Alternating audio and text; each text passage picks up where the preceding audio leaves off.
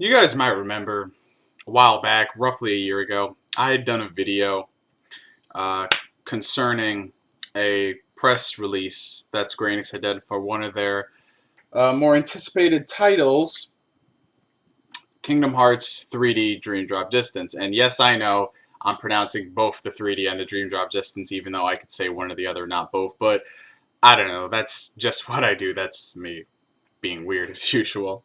So anyway, it was something that for the longest time, me and several other veteran Kingdom Hearts fans had, wanted them to do. Mainly adding in more non-Final Fantasy characters from other Square Enix titles. Because as you guys know, Square Enix is a video game developer, shocker, and they have made other RPGs, series, standalones, you know what I'm saying. One of which being The World Ends With You. It is one of the more I guess, critically acclaimed games on the Nintendo DS. It's one of the most unique titles this gen, and it has, amassed a huge, a huge cult following. Even for a game that's not that popular in the mainstream, people are still talking about it to this day. And, that really for me was a sign that maybe Square Enix was going down the path that, honestly, I wanted them to, in regards to The World Ends With You. Because while it wasn't one of their more popular titles in the mainstream, I still felt that if they wanted to um, gauge, I guess, public interest, then why not put it in one of their bigger franchises, which is Kingdom Hearts. So, if it turned out that The World Ends With You was popular enough in Kingdom Hearts, then hey, maybe they would have created a sequel or a spiritual successor, a game in the vein of The World Ends With You in terms of gameplay in that department. So, around a week ago, they reveal this mysterious countdown on their website that for anyone who has played The World Ends With You, I really have to come up with something smaller than that. I can't even come up with an abbreviation because it sounds weird either way. So, anyone who's played it, just off the music and the way the font is and all that stuff, that it's something The World Ends With You related. So I was like, you know what? If they were actually doing something like this, doing what the fans have wanted, maybe there is hope for them yet. Maybe they're going down this right path. Maybe they heard me bitching. Maybe it was that. I don't know. And then, a couple days ago, an article leaked. And while I tried to just keep it from the furthest point of my mind, I didn't want to think about it at all, turns out it was true.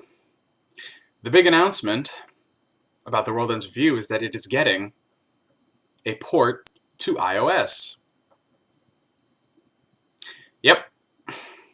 That huge countdown for the past week, you've been wondering what it is.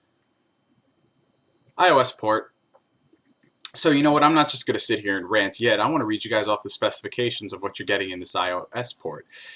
Titled The World Ends With You Solo Remix, it is currently available today on all iOS-enabled devices. Mainly, I think, the systems you want to play it on would be the iPad and the iPhone 4.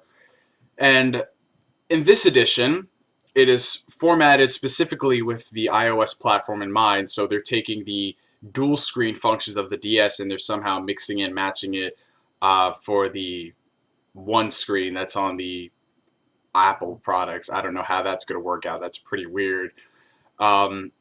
And one thing in particular is that there's going to be more emphasis on the online modes, wireless action with friends, and also they've gone back and redone the sprites so they look really good and nice, crystal clear HD. So I guess that's pretty cool. And there's something going on with Twitter integration, something Tweetify Shibuya. The world doesn't end with Shibuya. Tap into the internet and populate the minds of in-game streetgoers with tweets of your choice. And you also get a free soundtrack with the game. And yeah, that's essentially what you're getting in the iOS port. And get this, it retails for $18 on iPhone and $20 on iPad. Yeah. Now, as far as ports are concerned to another platform, I'm not going to deny it, this is actually pretty good. What do I have a problem with? Square. You spend an entire week hyping up this. You do something the fans have wanted you to do for years upon years, mixing in other characters you own in Kingdom Hearts, all of that eventually would be leading up to a new World Ends with You title. But you go ahead and do this port. That's it. The people have been waiting for an entire week. A countdown to a port. Really. I'm sorry, people, but they are no longer Square Enix anymore. They are Port-Enix. Yeah, you saw that coming. I mean, seriously, people. It's just... Now, I get what people are saying when they say stuff like, oh, but it's going to reach a new audience, so this is good. Well, you want to know how they could have reached a new audience and at the same time pleasing the fans? I'll tell you what I would have done if I was in Square, if I was the head honcho. I would have announced when Kingdom Hearts 3D debuted that we're going to be porting The World Ends with You to the iOS-enabled devices, and maybe even the 3DS. I don't know if you can port DS games to 3DS. I'm not sure because I barely play the damn system. But if I'm wrong, then we'll just keep it for iOS platforms. So I'll put it out on that.